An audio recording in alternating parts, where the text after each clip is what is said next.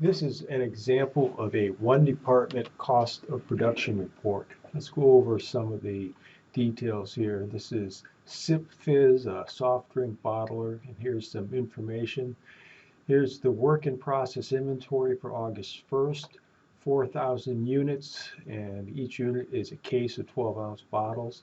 And here's the costs associated with those 4,000 units. We've got direct material, direct labor, and applied manufacturing overhead. So the balance in the beginning inventory work in process is $26,120. Okay.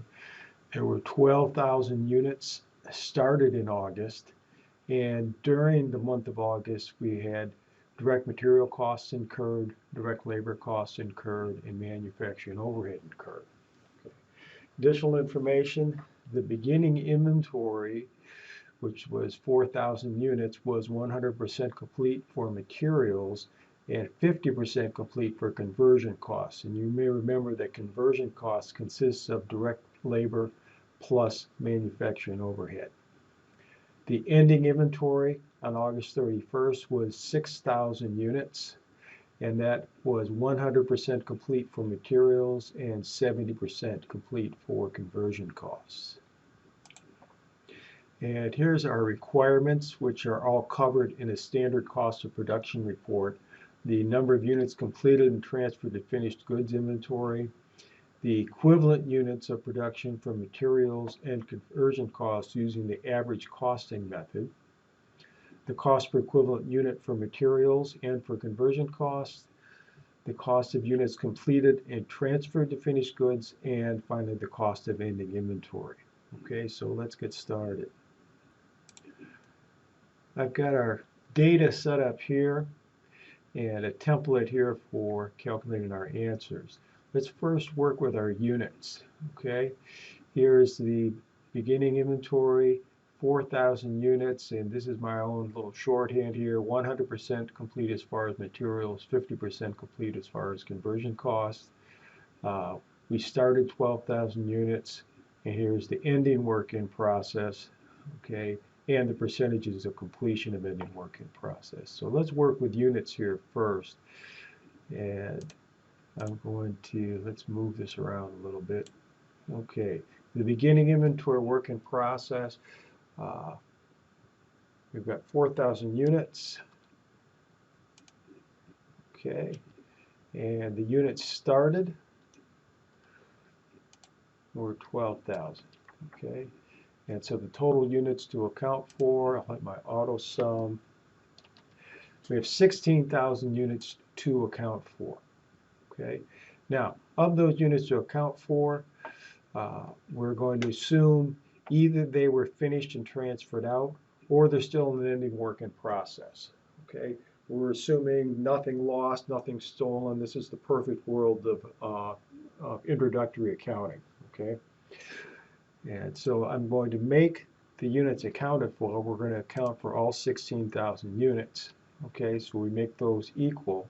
Okay, and we were told that, let's see, we don't know how many units were completed and transferred out, but we do know that there's 6,000 units in ending inventory.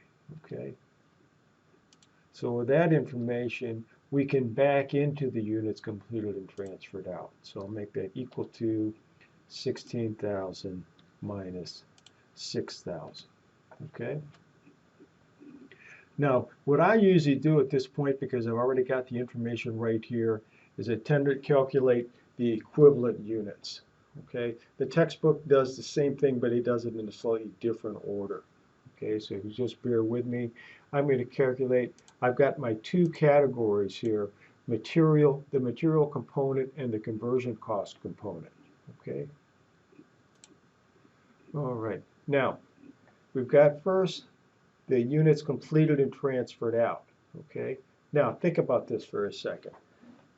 How complete are those units completed and transferred out? How complete are they with regards to materials for this department? Well, if they've been transferred out of this department, they're 100% complete as far as materials.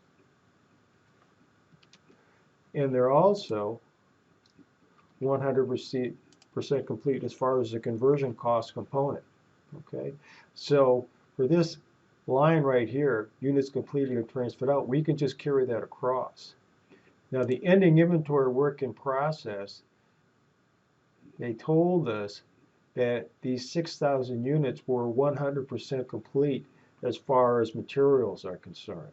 Okay, so I could either multiply times 100% or I could just carry it over.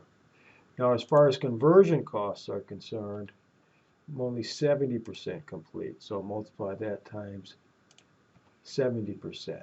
All right. So to calculate my equivalent units, the material component is 16,000 equivalent units. The conversion cost component is 14,200 units. This is the denominator that we're going to use when we calculate our cost per equivalent unit. Okay, next I'm going to start working with my dollars, my costs. I've been working only with units here.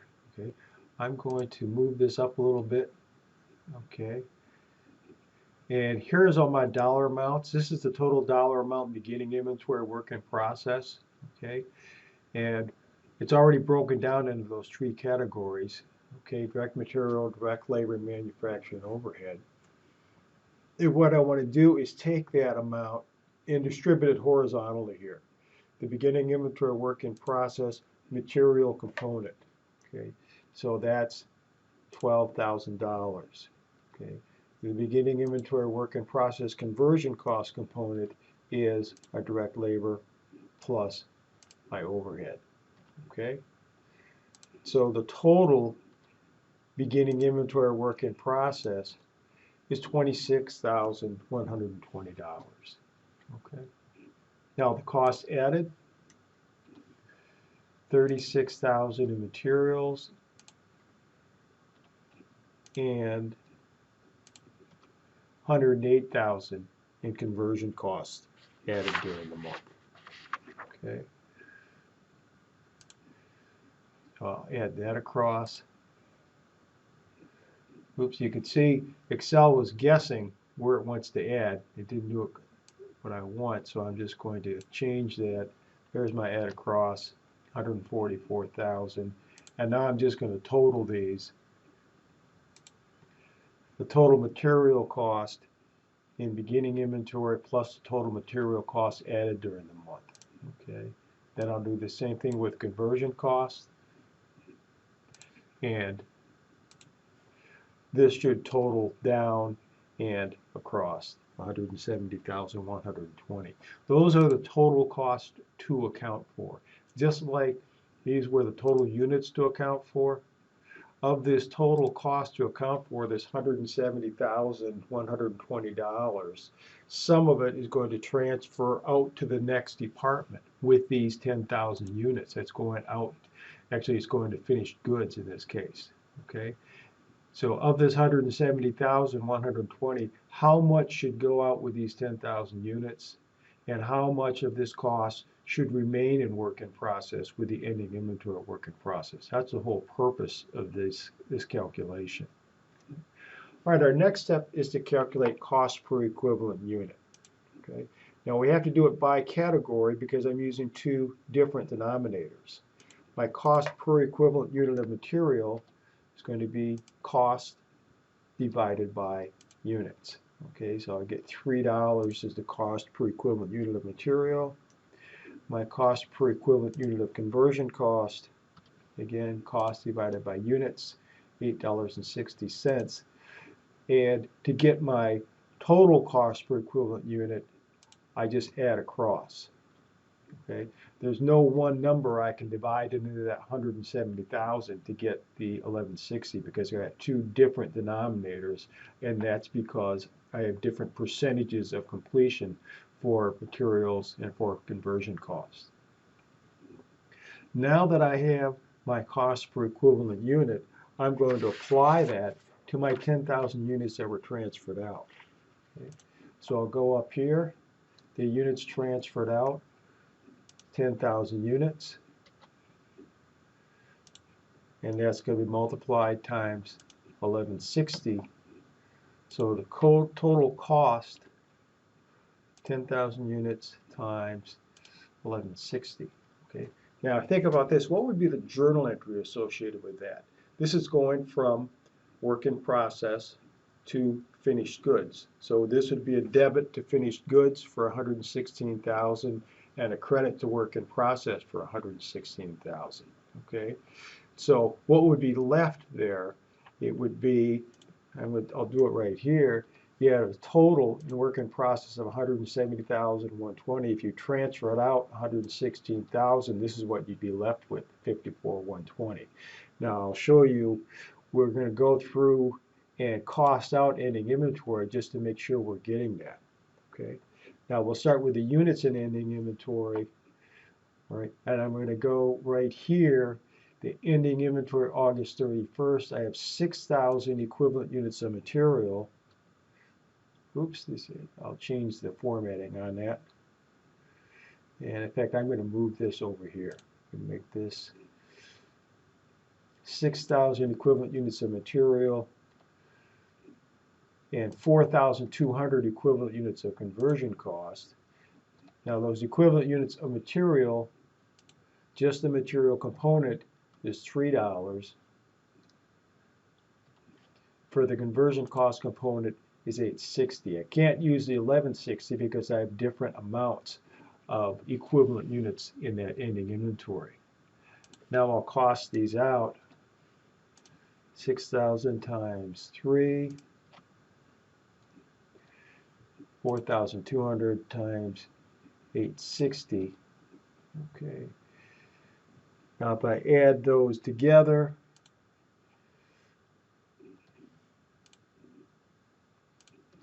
there's my 54,120 that I calculated earlier. And so my total cost accounted for is equal to my total cost to account for. But okay, I think we're about done here. All right.